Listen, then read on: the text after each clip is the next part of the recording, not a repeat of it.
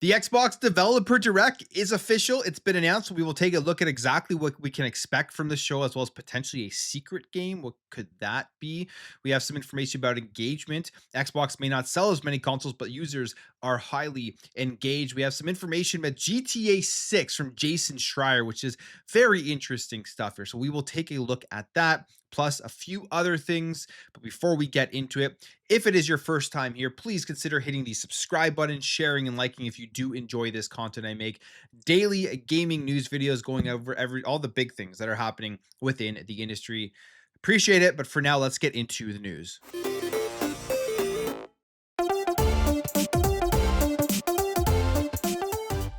So we knew this was coming. We knew this was happening, and this is the Developer Direct. They've had this over the last 3 years or so. Every single time at the beginning of the year, we get a very good showcase giving us deep dives into the games we can expect in the upcoming year. I think the Developer Direct is my favorite show simply because we actually see the games. We go to behind the scenes at the studio as they show us how they're making the games, how they're working on them, and then we get the actual gameplay videos, deep dive gameplay videos into most of these titles. And this year is going to be the biggest year in Xbox history. You can basically already say that right now with the four horsemen, they're calling it, of games coming out, plus stuff that we don't know about. One of those is actually here. It's not part of the four that will be at this show, but you think about Gears, Fable, Forza, Halo, an insane year. And the Developer Direct has officially been announced here for January 22nd. And I'm very happy to hear that Fable will be there. I was thinking about the one game that potentially will get delayed out of those four. I thought it may be Fable, but now my confidence is much higher that they're showing it off here in January, and hopefully we get a release time frame at this Developer Direct for the game, and I'm sure we'll get a far deeper look into the gameplay for Fable, which I'm extremely excited for because we haven't had a new Fable game in forever. But they put out this announcement. They are showing off 3 games, which is less than previous years, but I would say you probably can expect something else at this show, at least one more game. There usually is a surprise, as there has been every single year, but I'm looking forward to seeing all of these. It's going to be Forza Horizon 6, Beast of Reincarnation, and Fable. Beast of Reincarnation is a very, very interesting one because this is from Game Freak, who does the Pokemon series, and they're showing up here at an Xbox showcase. Obviously, it's not Pokemon, it's not going to be an exclusive title or anything like that, but it is an RPG that we saw, I believe, at the summer showcase for Xbox, which looked really cool. And they're going to be giving us details about the protagonist and the gameplay and everything about this game. So super cool stuff there. I'm excited for all 3 of these. I can't wait to see deeper dives into Fable, Forza, Beast of Reincarnation. Forza Horizon 6, I would say, is the only one out of the 3 as you know what to kind of expect from this. I wonder if they're going to give us something new in this series, obviously, other than the settings and some cars and updated gameplay and graphics. But like, are they going to give us maybe some new modes or anything along those lines? That's something we don't know, but it's going to be a phenomenal game regardless. Fable, I really hope they show us deep dives into the combat, the gameplay, the mechanics, the leveling, the menus, all of that stuff, like that they'll be able to show us the humor, of course, with that's involved with Fable. So I'm super excited about this. January 22nd at 1 p.m. Eastern Standard Time. I can't wait. And a lot of people are also commenting only 3 games because usually they do have more. And they usually have a shadow drop or a big surprise. Last year's, I believe, was Ninja Gaiden 4 was the surprise that nobody really saw coming. I wonder what it will be this year. And we do have some industry insiders teasing that there will be a 4th game. And I wouldn't expect this 4th game to be Gears E-Day or Halo, because we already know those games are coming out. And I'm assuming they're keeping those ones for another look at the showcase, or maybe another Developer Direct sometime within the year. I don't think because they're not at this Developer Direct that they're in any jeopardy of coming out. But I wonder what the secret game could be, or maybe it's going to be a shadow drop. We have this here that this is from Shinobi, I believe on Reset Era, says, well, industry insider Shinobi 602, who has shared plenty of information relating to Xbox over the years and is generally considered a solid source, has suggested that there is indeed a 4th game planned for the showcase, although very few details have been divulged.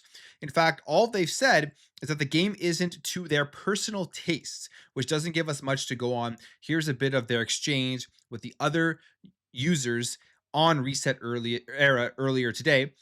And he says there's a secret fourth game. And then there's a response you're saying, I doubt Shinobi will divulge what title he thinks it might be. Instead, Shinobi 602 can tell us on a scale of 1 to 10, how excited are you for the secret game, assuming you can even do that? He says, for my personal taste, not very excited.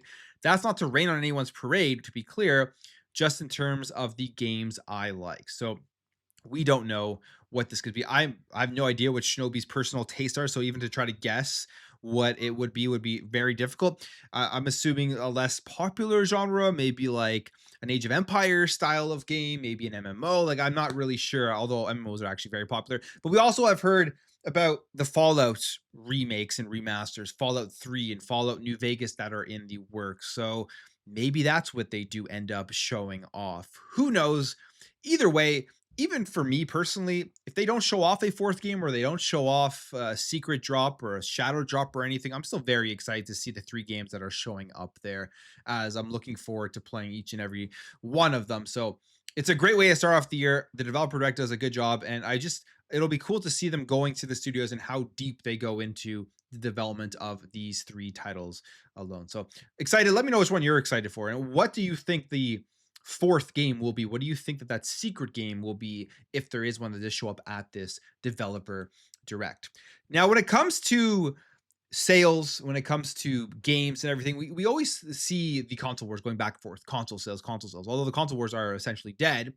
One of the things that I've always preached is that it doesn't really matter how many consoles you sell if the users on that platform or on that console are only playing one game or two games. If they're buying a console to play Call of Duty or they're buying a console to play Fortnite, that user is not very valuable to, let's say, PlayStation or to Xbox, because they're not spending very much money within the ecosystem and through the store, which is where the majority of the money is made. They're not making very much money on the sale of the console. They're making money on the purchases after the sale of the console. So engagement, I would say, is a far more important metric. How much money is being spent within the ecosystem per player? How much time are they playing in different games? Are they more variety gamers? All of those things. And we do have some information here that suggests, especially with first person shooters or shooters of any sort, Xbox is a far more engaged platform and console. The players are playing those games more. We have this here. This is from Alinea Analytics, who has gotten some things right, but also take it with a grain of salt, because sometimes they've gotten some things and the way that they've actually come up with their analytics has been kind of weird.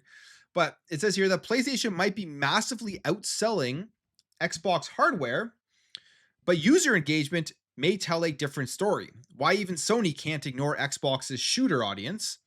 And this is data from Alinea suggesting that Xbox's shooter box stereotypes may be real, as Xbox and PlayStation hit neck and neck on some games despite user-based disparities. And I mean, with all of the bragging that goes around about console sales, you would think that there's not even in a shooter genre, in any genre, they would even be close, because they outsell the Xbox like 3-1 or whatever it is, or 2-1. Like it's not even close in terms of the actual console sales.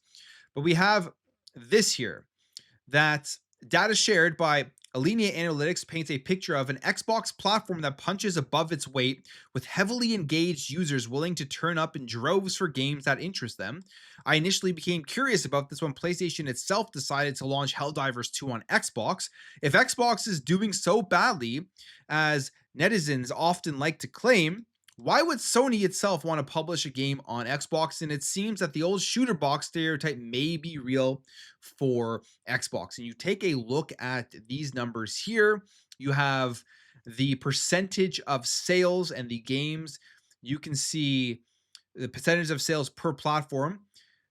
It's more on PlayStation, of course. There's more people that buy the game simply because, I mean, there's a bigger install base, so they have a far bigger range of people to actually sell the game itself. But what is the interesting part about this is that it's actually very close. Like, you take a look at Arc Raiders, you take a look at Borderlands 4, and you take a look at Apex Legends, when, as they say here, PlayStation has anywhere up to 3 to 4 times the Xbox console user base. So you would think that these would not even be close in terms of percentage, but it looks like from these charts, it's about a 5% difference for some of these games. Like for Arc Raiders, it's sitting in around a 4 to 5% difference in terms of the percentage of sales. Same here with Borderlands 4 and same with Apex Legends. So for the shooter games, even with way more consoles on the market, Xbox players show up and play those games. And I think that's important for a multitude of reasons, especially with games like Apex Legends and Arc Raiders and stuff, is that they have microtransactions in them. And why that's important is simply because that's a huge part of how these games make money, and publishers will look at that specifically for these styles of games that they do show up on the Xbox platform. They probably spend almost as much as PlayStation users, if not more overall, with microtransactions and the overall spend per user, with not even nearly as much of the same amount of consoles on the market. So that is interesting. Now, we take a look at other games, there is a bigger discrepancy. Action RPGs like Elden Ring, Kingdom Come Deliverance 2, and Hogwarts Legacy, of course, this makes more sense simply because of that sales gap, but I think they're still showing up decently for the consoles that are on the market itself. And I'm sure a lot of these numbers will end up changing with the whole ecosystem numbers that Xbox would share with publishers when they're including anybody playing Xbox on anything, but specifically from the consoles, they do have unique user habits. And yeah, I think that is very interesting for shooters how close it is in the amount of sales and downloads. Helldivers 2 landed on Xbox. All of the future, I think, multiplayer PlayStation games, especially if their shooters are going to land on Xbox as well when they do end up coming out.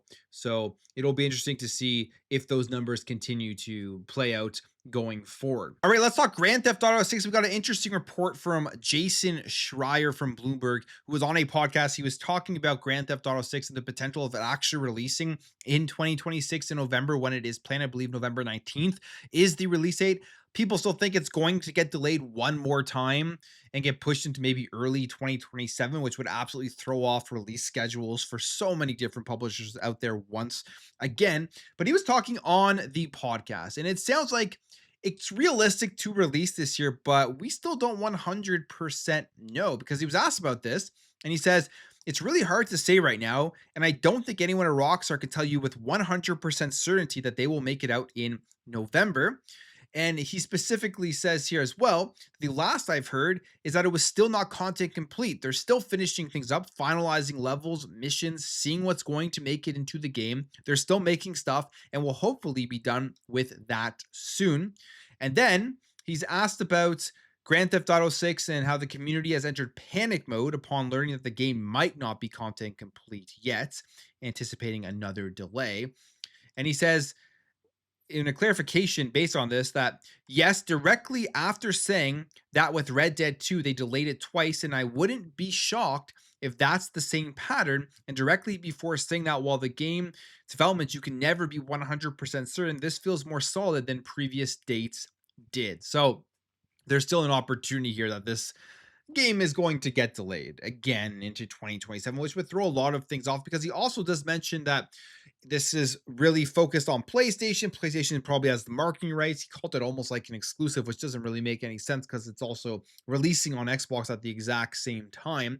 And that PlayStation is planning their release schedule around GTA 6. So if they delayed it, it would also throw off their release schedule for their own first party game. So we'll see what happens here. It's kind of irrelevant when they release this game for Rockstar and for Grand Theft Auto, because they don't care. They know they're going to make back their money in multiple times, and they're going to be the biggest release in entertainment history when it does come out. So for them, the risk of continuously delaying it, I think, isn't that high.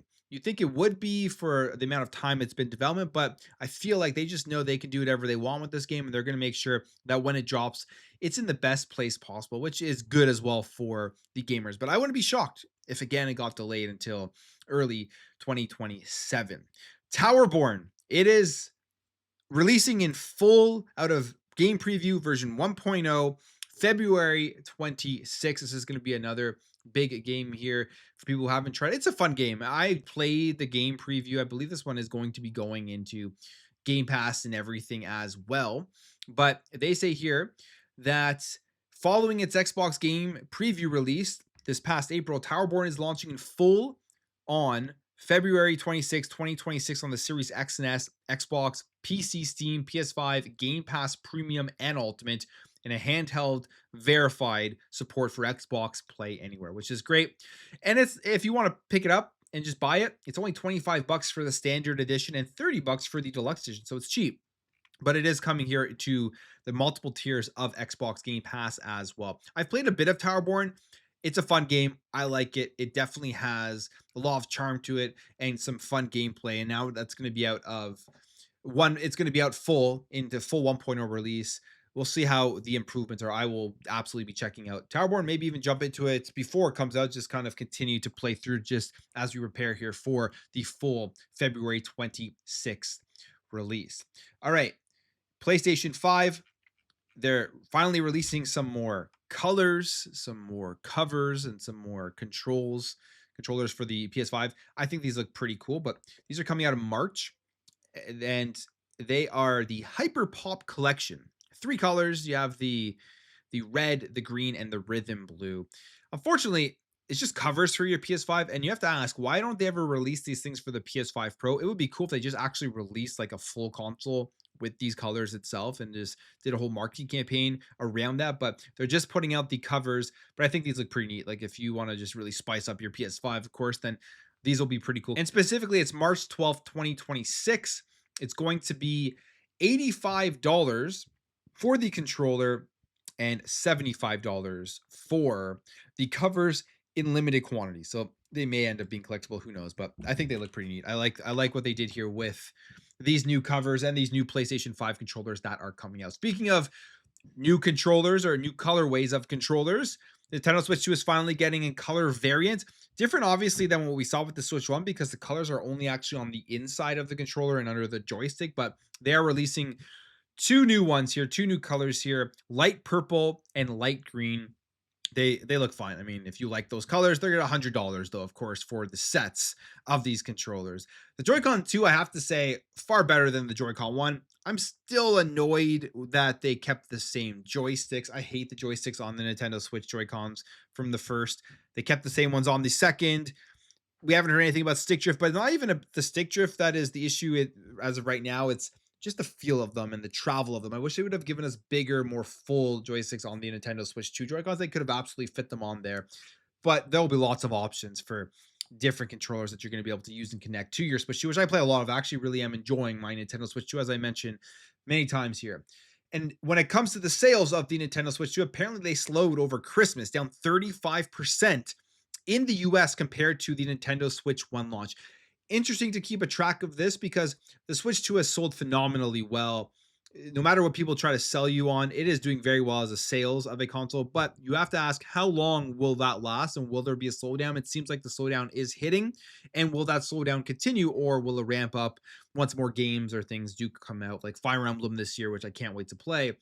But it's down 35% in the US compared to the Switch 1 launch. This is according to the Game Business, which reports that following the record-breaking launch earlier in the year, Switch 2 sales in the US over the holiday period, which you would think, okay, they'll go up there, they'll sell tons of inventory. People will get them for their kids or for their friends or their spouse or whatever for Christmas. They didn't. They were down actually 35% compared to the Switch 1, which managed in the same period during 2017. And a similar picture in the UK, where the Switch 2 sales for the last 8 weeks of the year were 16% lower than the Switch 1 in the same period of its life cycle, according to Nielsen IQ data.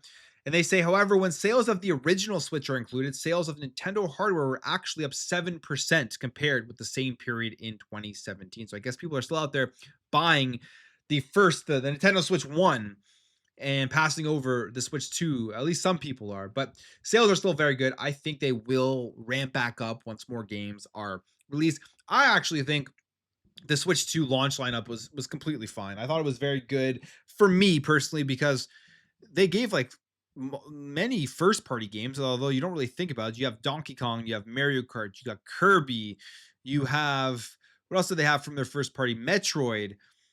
And then on top of that, I'm playing a ton of my old Switch 1 games, which I think is the biggest thing for me right now is I have a large collection of Switch 1 games, and I'm playing a lot of them on the Switch 2, which get just a natural boost because of the hardware. And I love the bigger screen size, especially for my Switch 1 game. So that's what I've been doing a lot on my Switch 2, on top of playing like Donkey Kong Bonanza, which was one of my favorite games last year. But I'm going to end the video there, guys. If you did enjoy this video, make sure to hit that thumbs up. If you are new here, hit that subscribe, and I'll catch you guys in the next video.